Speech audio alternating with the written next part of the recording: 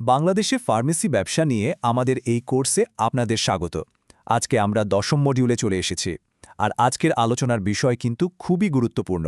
সেটা হলো আপনার ফার্মেসির জন্য সঠিক টিম কিভাবে তৈরি করবেন, মানে ফার্মাসিস্ট এবং অন্যান্য স্টাফদের নিয়োগ ও পরিচালনার খুঁটিনাটি। চলুন শুরু করা যাক। শুরুতেই একটা মূল কথা আমাদের বুঝতে হবে। দেখুন, একটা ফার্মেসি কিন্তু শুধু ওষুধ বিক্রির জায়গা না, এটা একটা স্বাস্থ্যসেবা কেন্দ্র। আর আপনার ফার্মাসির সুনাম কেমন হবে সেটা পুরোপুরি নির্ভর করে আপনার কর্মীদের ওপর, তাদের জ্ঞান, তাদের পেশাদারিত্ব আর রোগীদের প্রতি তাদের সহানুভূতির ওপর। তো একটা ভালো টিম বানানোর আগে আমাদের প্রথম কাজ হলো বাংলাদেশ ফার্মেসি কাউন্সিল নির্ধারিত যে অফিসিয়াল গ্রেডিং সিস্টেমটা আছে সেটাকে ভালোভাবে বোঝা। এটাই কিন্তু আপনার টিমের ভিত্তি তৈরি করবে। বাংলাদেশে ফার্মাসিস্টদের মূলত 3টা গ্রেড, এ, বি এবং সি। স্লাইডে যেমনটা দেখতে পাচ্ছেন, প্রত্যেকটা গ্রেডের জন্য শিক্ষাগত যোগ্যতা আর কাজের পরিধি কিন্তু আলাদা। যেমন এ গ্রেড ফার্মাসিস্ট হতে হলে বি ফার্ম বা এম ফার্ম ডিগ্রি লাগে, আর তারা একটা মডেল ফার্মেসি চালাতে পারেন। অন্যদিকে সার্টিফিকেট কোর্স করে সি গ্রেড ফার্মাসিস্ট হওয়া যায়, যিনি একটা মডেল মেডিসিন শপ পরিচালনা করতে পারবেন। আচ্ছা, গ্রেডের ব্যাপারটা তো বোঝা গেল। এখন চলুন দেখি কর্মী নিয়োগের ক্ষেত্রে এমন কি আইনকানুন আছে যা কোনোভাবেই এড়িয়ে যাওয়া যাবে না। এগুলোকে আমরা বলতে পারি নন নেগোশিয়েবলস। এখানে 4টা খুব জরুরি বিষয় আছে, যা একজন ফার্মেসির মালিক হিসেবে আপনাকে অবশ্যই খেয়াল রাখতে হবে। প্রথমত, রেজিস্টার্ড কর্মী নিয়োগ দিতে হবে। দ্বিতীয়ত, তাদের সাথে একটা আইনগত চুক্তি করতে হবে।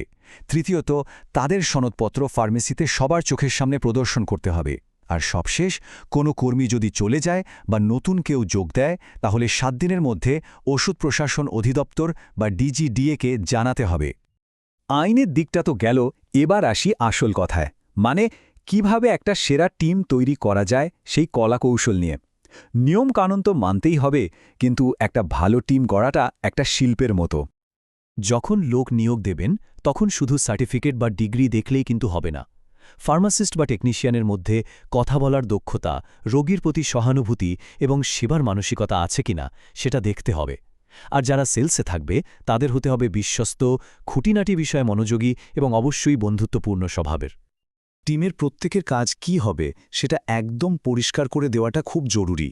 যেমন ফার্মাসিস্ট ইনচার্জ ওষুধ দেওয়া, পরামর্শ দেওয়া সহ সব ক্লিনিক্যাল কাজের দায়িত্বে থাকবেন, আর সেলস স্টাফরা টাকা পয়সার লেনদেন আর দোকানের সামনের দিকটা সামলাবেন। তবে সবচেয়ে গুরুত্বপূর্ণ হলো তাদের এটা ভালোভাবে বুঝিয়ে দিতে হবে যে ওষুধ বা স্বাস্থ্য সংক্রান্ত যে কোনো প্রশ্ন এলেই সেটা সাথে সাথে ফার্মাসিস্টের কাছে পাঠাতে হবে। এখন একটা খুব গুরুত্বপূর্ণ আর সত্যি বলতে কঠিন একটা চ্যালেঞ্জের কথা বলবো। বাংলাদেশে একজন ফার্মাসির মালিক হতে চাইলে এই চ্যালেঞ্জটার মুখোমুখি হতেই হবে। ব্যবসা শুরু করার আগে এই প্রশ্নটা নিজেকে করাটা খুব দরকারি।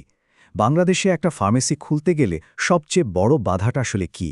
মূলধন, জায়গা, নাকি অন্য কিছু? আর বাস্তবতাটা হলো, খুচরা ফার্মেসি ব্যবসার জন্য এ গ্রেড ফার্মাসিস্টের মারাত্মক সংকট রয়েছে। এর কারণটা বেশ সোজা। বেশিরভাগ ভালো ছাত্রছাত্রী যারা বিশ্ববিদ্যালয় থেকে পাশ করে বের হন, তারা অনেক বেশি বেতনে ওষুধ তৈরির কোম্পানিগুলোতে চাকরি পেয়ে যান। এই যে সংখ্যাটা দেখছেন, বছরে প্রায় 5.5 লাখ থেকে 8 লাখ টাকা বা তারও বেশি, এটা কিন্তু একজন এ গ্রেড ফার্মাসিস্টের গড় বেতনের একটা ধারণা দেয়। চাহিদা অনেক, কিন্তু সেই তুলনায় এ গ্রেড ফার্মাসিস্টের সংখ্যা কম হয়, তাদের বেতনও অনেক বেশি। একটা কথা একদম মাথায় গেঁথে নিতে হবে, আপনি যদি একটা মডেল ফার্মেসি বা লেভেল 1 ফার্মেসি খুলতে চান, তাহলে আইনটা কিন্তু খুব পরিষ্কার। আপনার ফার্মেসিতে সার্বক্ষণিক একজন এ গ্রেড ফার্মাসিস্ট থাকতেই হবে, এটা বাধ্যতামূলক।